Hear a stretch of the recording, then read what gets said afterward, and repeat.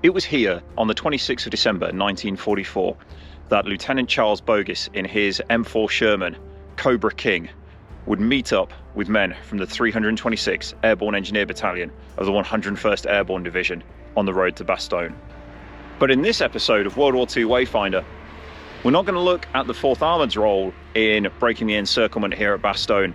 We're going to look at it from a different perspective, that of Operation Repulse and the relief that was flown into Bastogne from the 23rd to the 27th of December 1944 by the men of the 9th Tactical Air Command.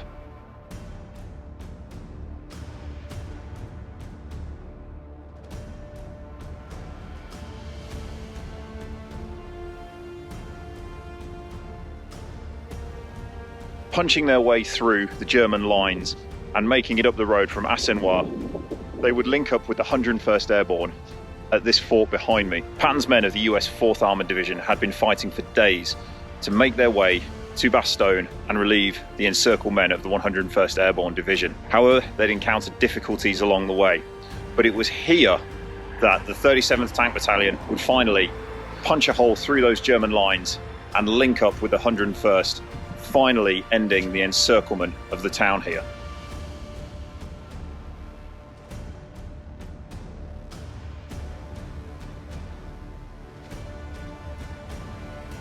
So the 4th Armoured Division, with its armour and infantry, would be the ground forces that broke the encirclement here at Bastogne.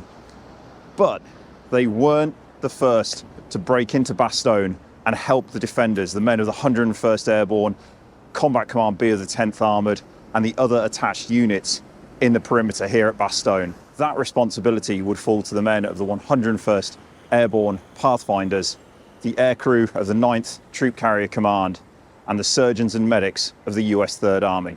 On the 16th of December 1944, the Germans would launch Operation Wacht am Rhein, their last major counter-offensive on the Western Front, with 3 armies smashing through the thinly held American lines in the Ardennes. The 6th Panzer Army would strike in the north near the Elsenborn Ridge and strike towards Houy and Liège. The 5th Panzer Army would head west towards Dinant, and the 7th Army on the left flank of the German advance act as flank protection for the counter-offensive. The Germans anticipated a rapid advance through the Ardennes as they had experienced in their 1940 invasion of France, but a combination of terrain, logistical issues and stiff American resistance delayed their advance in 1944. On the 18th of December, the 101st Airborne were alerted at their rest camp at Montmelon-le-Grand in France for a move east to help reinforce the existing US divisions already resisting the German onslaught. Originally intended to head to Werbemont alongside the 82nd Airborne, General McAuliffe, the temporary divisional commander for the 101st Airborne, decided to divert from Spiremont to Bastogne to confer with General Troy Middleton at his 8 Corps headquarters in Bastogne. It was here the decision was made to reroute the entire 101st to form a defensive line at Bastogne, rather than send it to Werbemont. This decision would become one of the key strategic decisions in the Battle of the Bulge.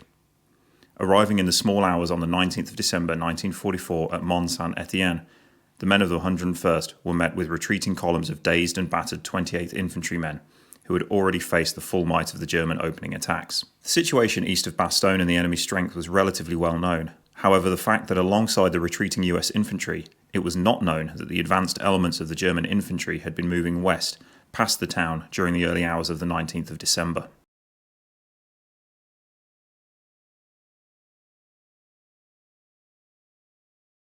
Even though the men of the 101st Airborne Division had been at Bastogne for less than 24 hours, by the night of the 19th of December 1944, the situation was becoming desperate around the perimeter. So in this field was located the 326th Airborne Medical Company's field hospital, the division clearing station, and it was here on the night of the 19th of December that German forces rolled up with armour and infantry and attacked the aid station for approximately 15 minutes. During this, more soldiers were killed and wounded, and then the men and the medics and the surgeons that were here were all taken prisoner. Now, as the 101st was to continue the fight around Bastogne, this left just the medics and the remaining medical teams and the civilian helpers like René Lemaire and Auguste Chivy to assist the wounded soldiers in the centre of Bastogne.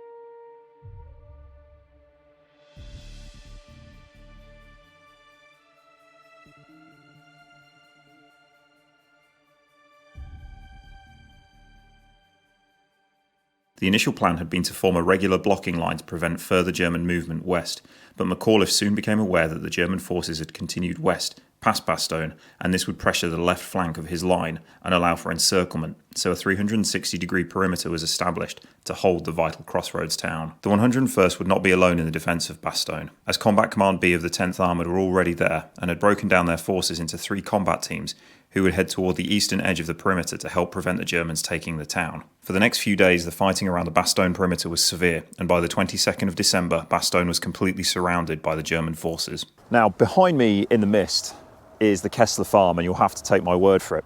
But it was there at 11:30 on the morning of the 22nd of December that a group of German officers and men would approach the lines of the 101st Airborne Division with a request for surrender. Now, they were heading from Remy-Fosse north along the Arlon Road towards Bastogne, and they encountered the lines of the 101st Airborne, and it was there that men of the 327th Glider Infantry Regiment noticed them, and when they saw the white flags, cautiously beckoned them forward. And this scene can be seen brilliantly depicted in the 1949 movie Battleground. The group consisted of 2 officers and 2 enlisted men. The senior officer was Major Wagner of the 47th Panzer Corps. The junior officer was Lieutenant Helmut Henke of Panzerlehr Operations Section and was carrying a briefcase under his arm. The 2 enlisted men, they'd been selected from the 901st Panzer Grenadier Regiment. The American defenders were men of F Company of the 327th Glider Infantry Regiment from the 101st Airborne Division. The Germans walked past a bazooka team in a foxhole in front of the Kessler farm and stopped in front of the foxhole of PFC Leo Palmer. Palmer described the officers as wearing long overcoats and shiny black boots. Lieutenant Henke, who spoke English, said, "I want to see the commanding officer of this section." Palmer was at a loss for words, but Staff Sergeant Carl E. Dickinson, who had been manning a position nearby, walked out to the road and called the group over to him. The Germans explained that they had a written message to be presented to the American commander in Bastogne.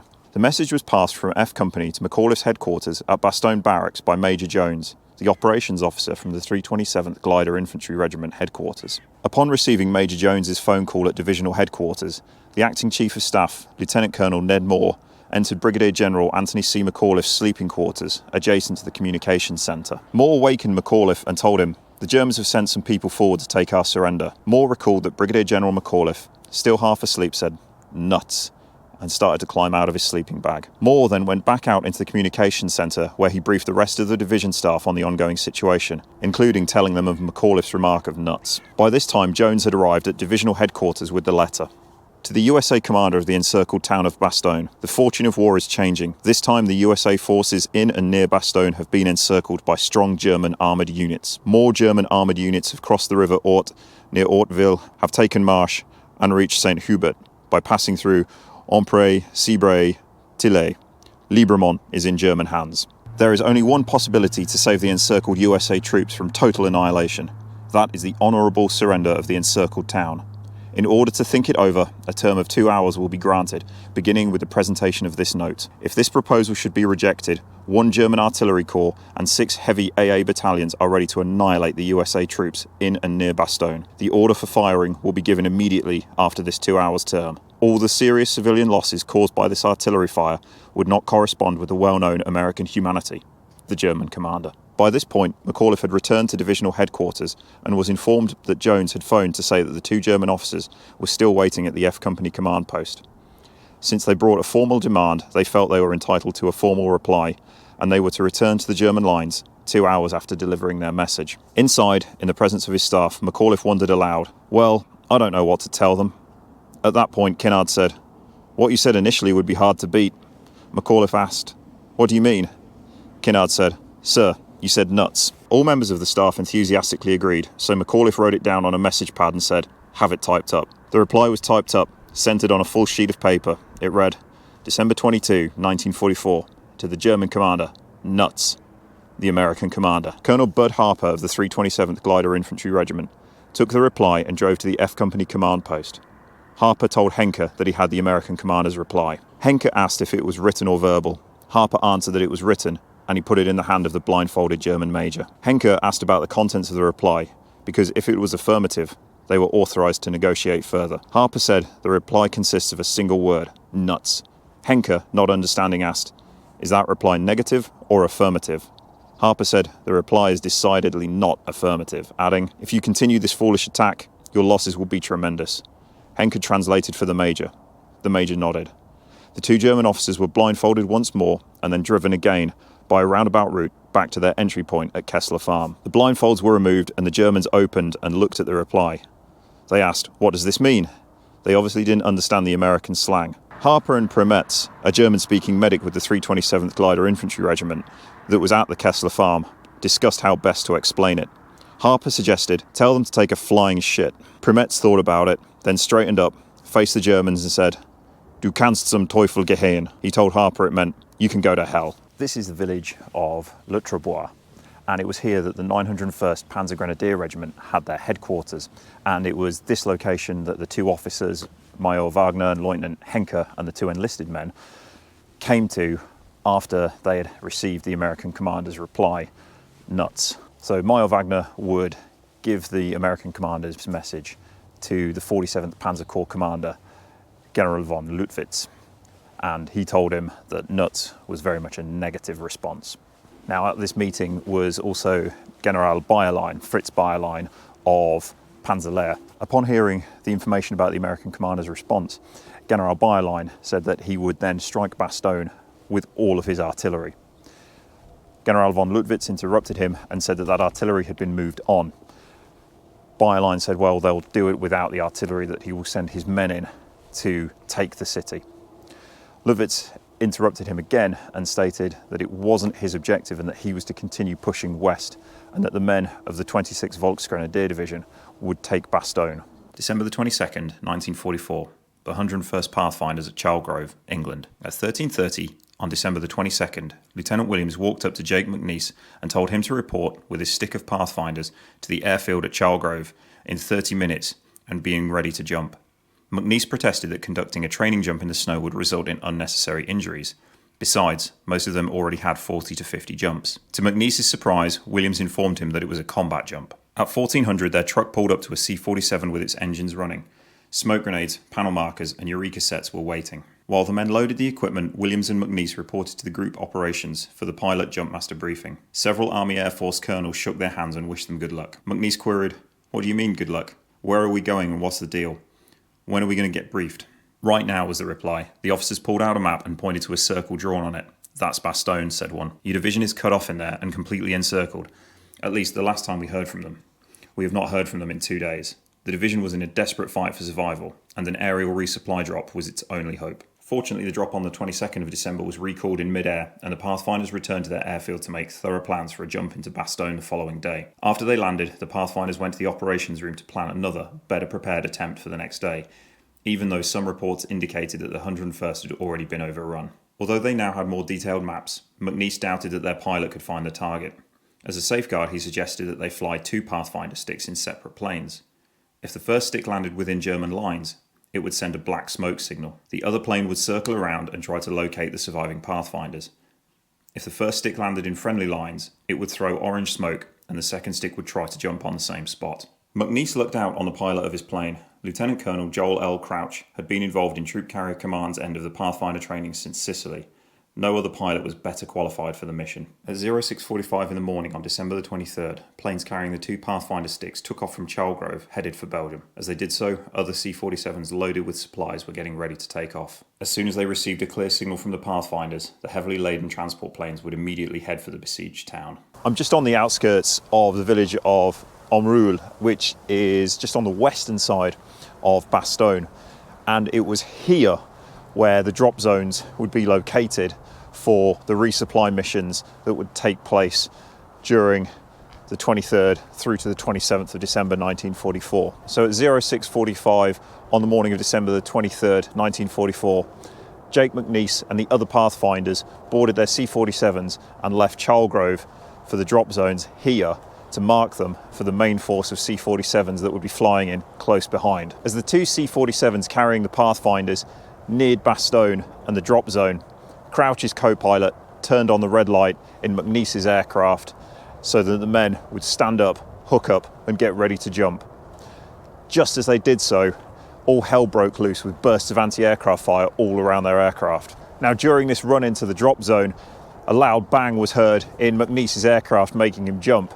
And as he looked down, he could see that there was a hole in the fuselage, and it looked like an 88mm round had penetrated through the aircraft but hadn't exploded. During the run into the drop zone, because it was so heavily guarded by the Germans with anti-aircraft guns, Crouch had no choice but to drop the nose of the aircraft down and race in across at treetop height to try and scatter the Germans.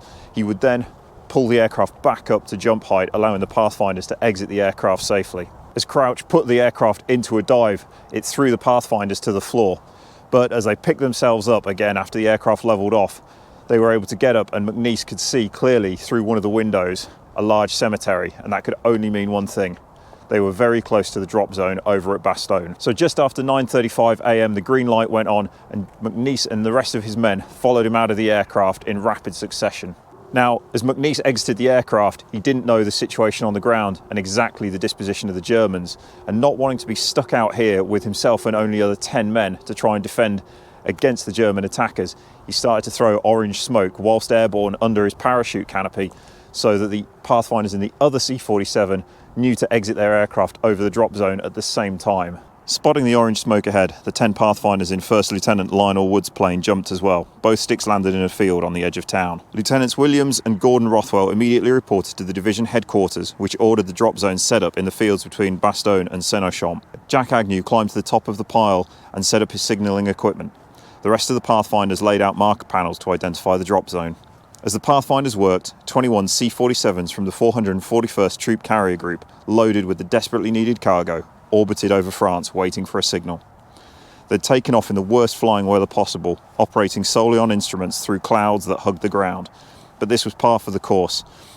They had flown in weather so bad that, according to one pilot, even the birds were walking. The C-47s flew in V formations by altitude separation right over the treetops. About 40 miles out from their target, the skies miraculously cleared. You could see for 100 miles, one pilot remembered. To the pilot's surprise, all the aircraft were in sight of each other. They flew over columns of northbound German tanks that scattered when they first heard the roar of the aircraft. Once they recognised the planes as transports, the Germans returned to their guns and fired at them.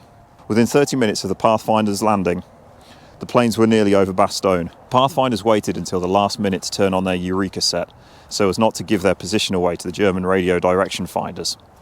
When the sound of the approaching aircraft was loud enough, Agnew switched on his beacon, and the pilots knew exactly where to drop their bundles. This was also the signal for the waiting American jeeps and the trucks to get ready to rush out into the drop zone to get the supplies. At 11:50 a.m, hundreds of brightly coloured parachute canopies filled the skies over Bastogne. The spectacle even started the Germans, who momentarily stopped firing. The first drop was a complete success. From the mission report of the 50th Wing, an analysis of the mission shows that 87% of the individual parapacks and 95% of the door bundles reached the drop zone.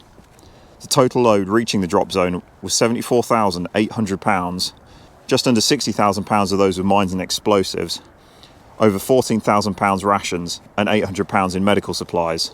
During the drop, one aircraft was seen to crash, whilst 4 others suffered a variety of damage. At this moment, 40 other C-47s assembled at Membry Airfield, back in the UK, were getting ready to fly the second resupply mission of the day.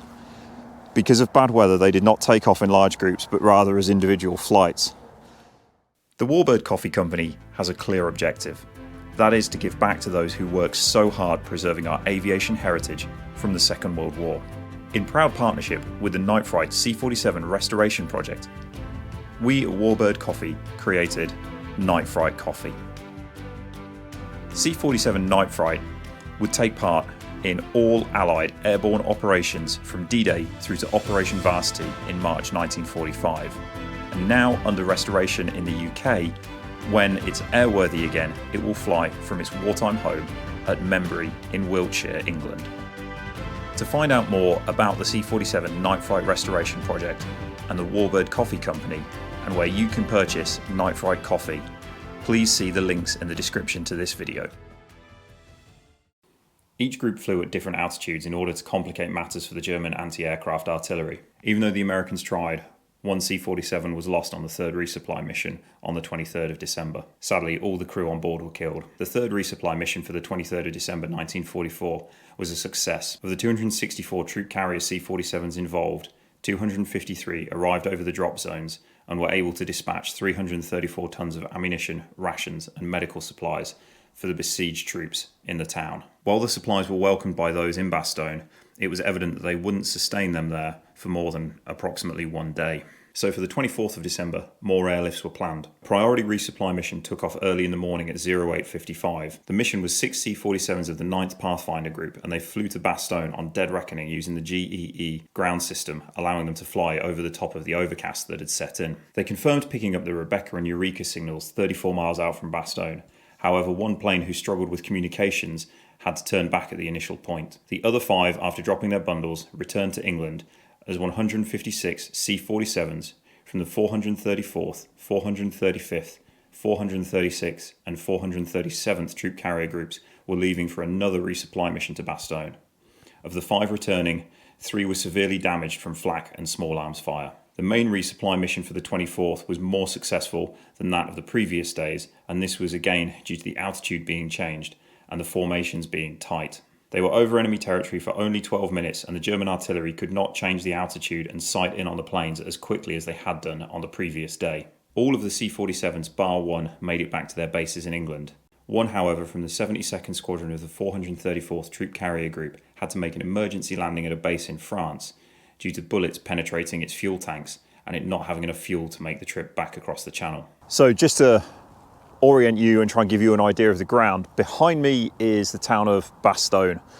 So that's in the fields and behind the motorway in that direction. So now as I continue down this track, I'm actually walking toward the direction that the C-47s would have been flying as they made their run-in from their initial point to here at the drop zone just south of Omroul. Now on December the 25th, due to bad weather, there were no airlifts.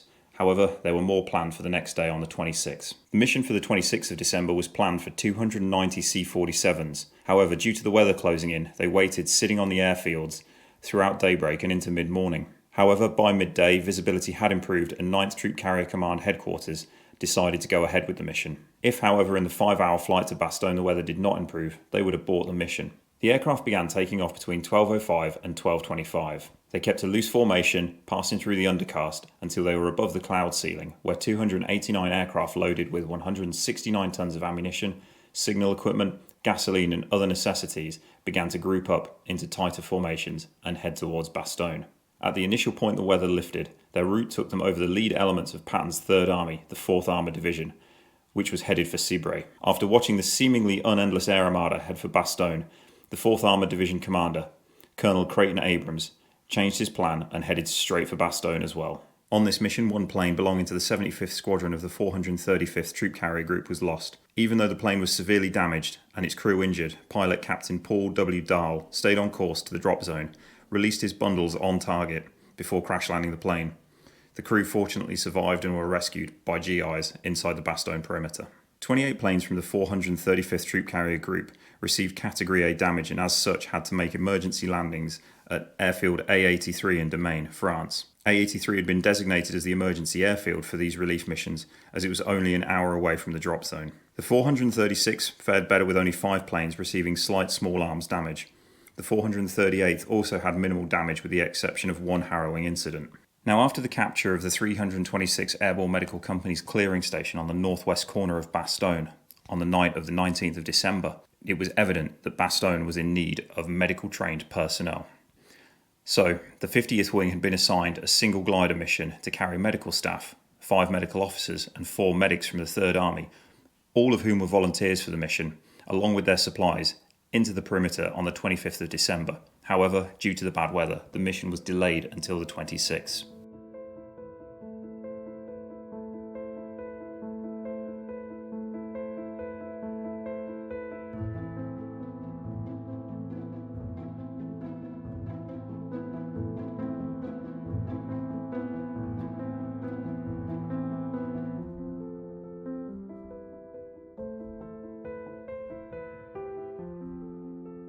Assigned the mission would be the 96th Squadron from the 440th Troop Carrier Group. The C-47 took off from airfield A50 Orléans at 0900, towing a CG-4A glider piloted by 2nd Lieutenant Charlton W. Corwin Jr. and Flight Officer Benjamin F. Constantino. Landing at airfield A52 at Verdun in France to pick up the medical staff and their supplies. They would take off again at 1436 and all the way into the target they had P-47 fighter escorts. The P-47 stayed with the glider and its tug the entire distance. The tug flew the glider in at 300 feet, but due to the low altitude, did not allow good visibility of the landmarks for the landing zone. There was confusion as to the correct landing zone area, and the glider ended up landing at 1730, 1,000 yards inside the German line. They were rescued by the 101st Airborne, however, and the personnel were immediately transported to the divisional hospital inside the town. This mission was deemed very successful, with the lone glider landing without damage to crew, passengers, or its cargo. As a result of this one mission, it would set the profile for the upcoming missions. The final mission into Bastogne would take place on the 27th of December, and it would be carried out by the 439th and the 440th Troop Carrier Groups. They would bring in 50 gliders into the perimeter at Bastogne. Due to this mission and an extreme lack of glider pilots, it meant that each glider would be crewed by only one pilot. Normally the CG-4A would be flown with two crew, a pilot and co-pilot. However, for the mission on the 27th of December, each would be flown in by a single pilot. The 50 C-47s and gliders assembled at Airfield A39 at Châteaudun in France. A few minutes before takeoff, the 50th Wing headquarters relayed a different flight route with no explanation as to the reason for the change. The commanding officer, Colonel Charles H. Young, was concerned that as a delay of the mission to rebrief the crews would be detrimental to the 101st, as they were desperately low on ammunition. In the gliders, the main cargo was ammunition. Now, Colonel Young made the decision to go as planned rather than delay the mission by one more day. A fact that Colonel Young may not have known was that at the time the armour that had carried in Patton's 4th Armoured Division was also in desperate need of ammunition resupply. After the gliders had successfully landed in Bastogne, there was one more resupply mission planned. This would also take place on the 27th of December in the afternoon. This mission occurred approximately 2 hours after the glider pilots had landed at Bastogne. For this mission, 238 C-47s from all 5 groups of the 53rd Troop Carrier Wing would take part.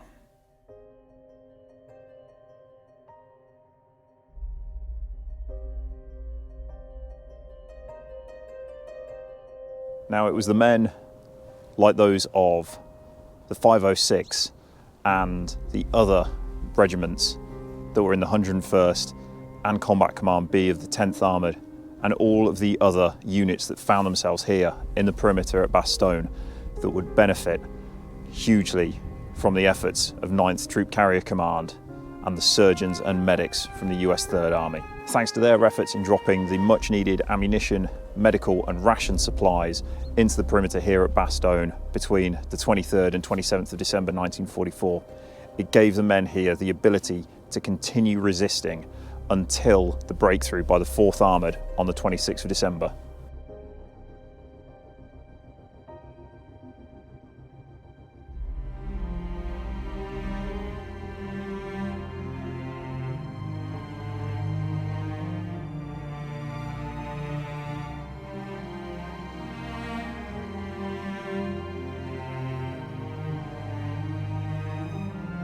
So I hope you've enjoyed this episode of World War II Wayfinder, looking at Operation Repulse and the efforts by the men of the 101st Airborne Pathfinders and the aircrew of 9th Troop Carrier Command. Okay, I'll see you all in the next one. Germans bombed Bastogne at night and strafed occasionally during the day. On the 22nd, the German commander, ridiculously enough, demanded surrender of the surrounded town. I just replied, nuts, for I knew that one word best expressed the feelings of the division. The wounded were wonderful. No words can describe their cheerful acceptance of a tough situation. On Christmas Day, the Germans launched their biggest attack with infantry and tanks in large numbers from the west of Bastogne and the rear of the position. Prisoners later told us that their officers had told them that Bastogne was to be a Christmas present for the Führer. The Christmas present consisted of a number of hulks that lie in the center of the ground back of Bastogne now, destroyed by Americans and the infantry repulsed at the same time. On December 26 at 5 p.m., we made contact with friendly troops. Through it all, no one doubted for an instant that we would hold the town under any sort of attack the Germans could put on. The 101st Airborne Division has met and defeated the Germans in Normandy and Holland and will continue to do so whenever called upon.